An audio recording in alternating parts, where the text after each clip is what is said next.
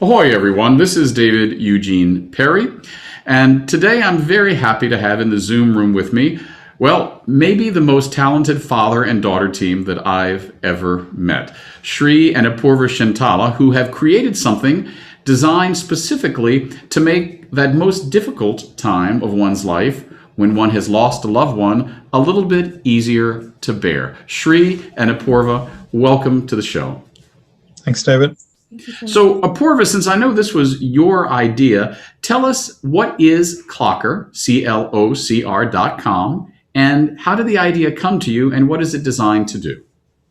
Yeah, so Clocr is short for Cloud Blocker, and that's really the idea that we started with. The inspiration for Clocr really was my grandfather. He passed away when I was in high school, and my dad, who is my co-founder as well, Sree, he's the eldest son, so he had to go back to India and essentially deal with the aftermath of that. And we don't really think about the logistical and legal side of things before something like that happens. And it was a really big burden on our family, especially because my grandfather's death was very emotional for us. But having to kind of guess what his last wishes were, where he wanted everything to go, was a lot on our family, having to deal with everything at once.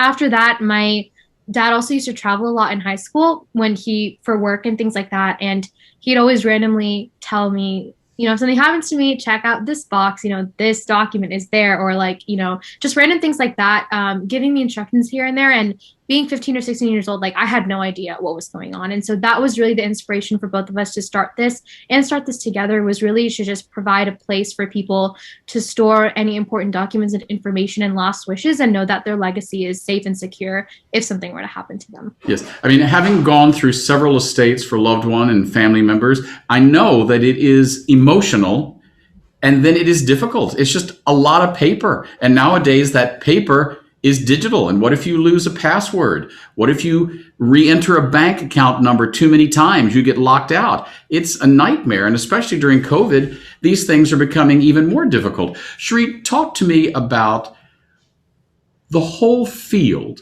of preserving digital legacy, because when I was your daughter's age, I never heard that phrase, digital legacy. When did this industry really start? And when did you realize that your daughter was onto something that might be a profit-making venture?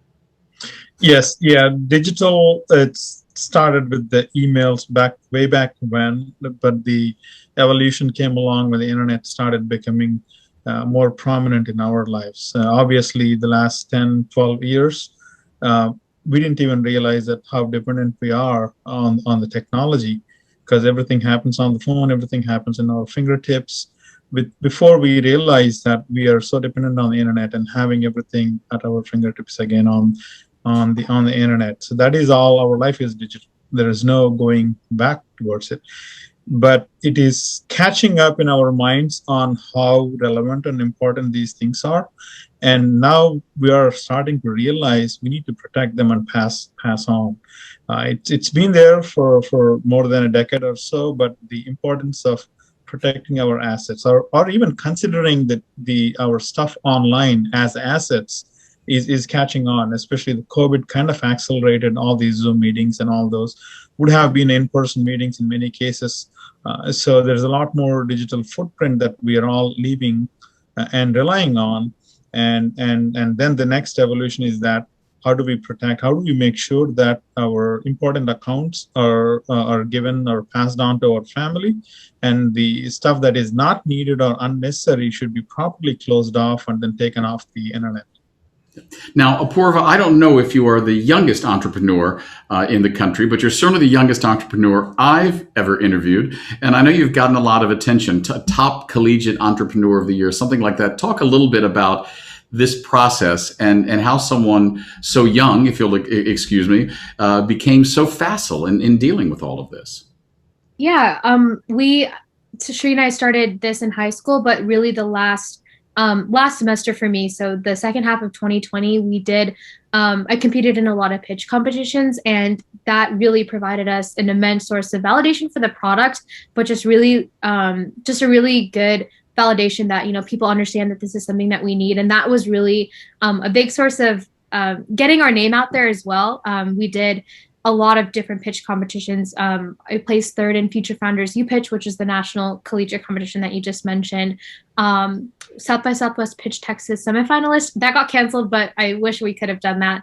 I was a Blackstone Launchpad and Techstars Fellow this past spring. And so all these just different things have really helped us bring, additional guidance, feedback, and mentorship through these different pitch competitions. And additionally, it really helped us dip our toe into the funding realm. And these pitch competitions were really the ones to bring on a couple of angel investors that reached out to us personally from seeing all this news that we got. So that was really the starting point to where we are today and just receiving this immense source of traction the past 12 months. Well, and you certainly are getting attention, Sree. I mean, I know you've been on Meet the Drapers, of course, one of the most prestigious televised pitch things. This guy, I call it the Shark Tank for techies. It's really, really quite amazing. You've been covered in the Wall Street Journal. I know you have an interview coming out with techish columnist Jennifer Jolly from USA Today, who also appears on CNN. And all of this has led to some investors coming your way. So how does an entrepreneur, or I should say 2 generations of entrepreneurs, bootstrap a project like this? You need money to do this. Where did you get your money? And where are you now in the process of getting the funding you need to make Clocr the industry leader and a success as a business? Yeah, we bootstrapped the company until last year. And my philosophy being in the tech field and being very conservative, I want to make sure that whatever we build is needed by the community and for the community. I wasn't comfortable going out and raising funds like typically Valley company. They got a good idea on a napkin. They just go raise a couple $1 million, go build the company and all that.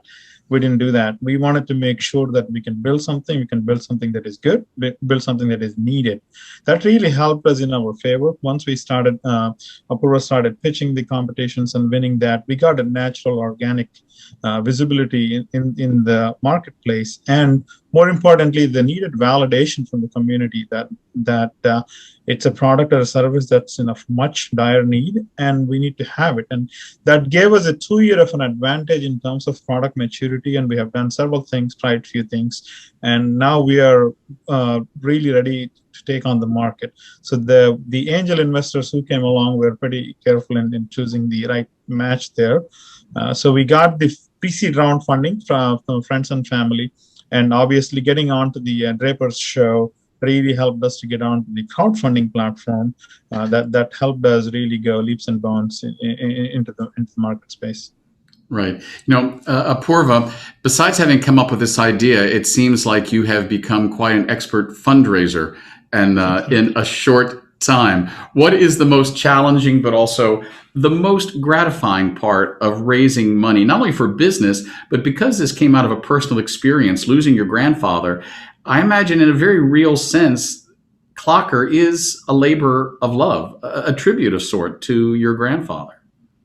Yeah, I think that one of the best things that came from working on Clocr is obviously, it came from something very emotional. So just being able to try to help other families and then also just help our own family get prepared, because this is probably not the first time we're going to have to go through something like that, and just helping us personally be prepared. But then, other people out there as well is definitely the driving force behind this. And then I like to kind of think of Clocr as my grandfather's legacy, even though he didn't really know that this was going to happen, but just being able to work with my dad on something that's so personal to both of us and personal to our family, just brought on so many experiences that with my dad and getting just to know him in a completely different way, something that I will treasure. So I really like to think of that as kind of our own little legacy that we're creating as well. Now, Sree, in our last few moments, talk to me about the 2 places where you have mainly raised the funds for Clocr. You're based in Austin, Texas. Right. Right. I'm broadcasting from California, 36 years in San Francisco, quote unquote Silicon Valley. And I know because my brother loves telling me that Austin is the new capital of tech. So we have some interesting conversations about that, friendly competition. But you've also been raising money from India. How has that been? And has it been a challenge during this time? I'm speaking to you now in May 2021, when COVID, even though here in California seems to be getting a little better, in the United States, they're talking about releasing mask mandates. But in India, things are still quite dire. And you were just there a couple of weeks ago. Talk to me not only about the personal experience of that and what things are like now in India, but also, is that more of a challenge for raising money for something that's about legacy and going on to the other side? Or do you think that the current environment of COVID has made your pitch more pertinent? Yeah, actually, all of the above. Our main base for raising funds, the friends and family, is right around Texas, and few friends I have around the U.S. Right, and then the Republic campaigning, we have about 700 plus investors all around the world, mostly U.S. That funded us. So the plans for expansion for India, we were pretty bullish about COVID being gone. Even here and there, historically the cases have been non-existent until February.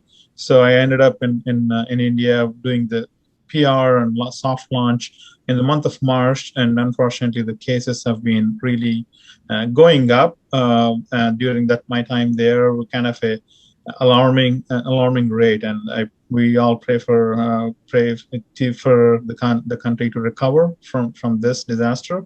I'm sure it'll come up. They'll recover sooner than later.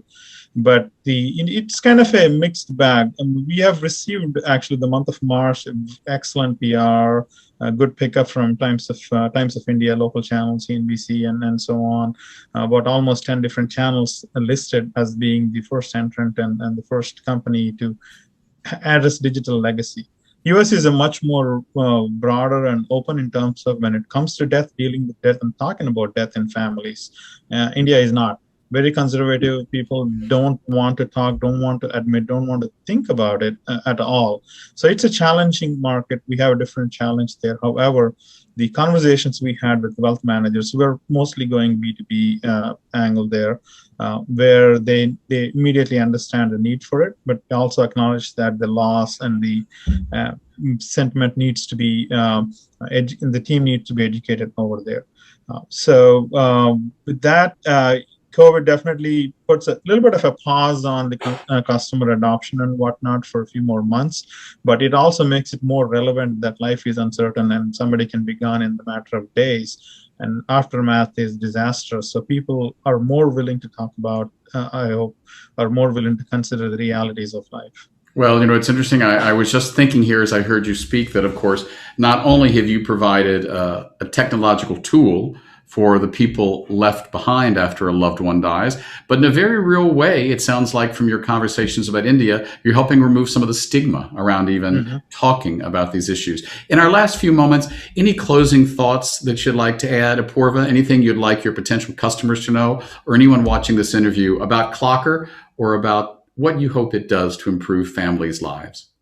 Yeah, I can kind of close this out. So our mission is really to just try to help as many families as we can, really just bring that peace of mind that kind of alleviate some anxiety that, your legacy is safe, secure, readily accessible by your loved ones. And who better to provide that to you than a family-oriented team, a father-daughter who experience this for themselves. And we're really just trying to be as authentic as we can and really bring that family-centric mindset to this space and just bring some empathy as well. We bootstrapped this from the beginning. We didn't start out wanting to make this like a profit, make a profit off it. We are coming into this with honest intentions that we really do want to help families out there. So that's our mission, and we really hope to do that in the next 2 years. Well, as a philosopher once said to me, a Hindu teacher I actually had when I was just a little bit older than you, Apoorva, compassion is the key. And it is nice to hear about a business that is based in empathy and authenticity. This is David Eugene Perry. We've been speaking with Sree and Apoorva Chintala, father and daughter team, founder of Clocr, CLOCR.com, stands for Cloud Locker, preserving your digital legacy for your loved ones. Thanks for speaking with us today. Thank you. Thanks, David.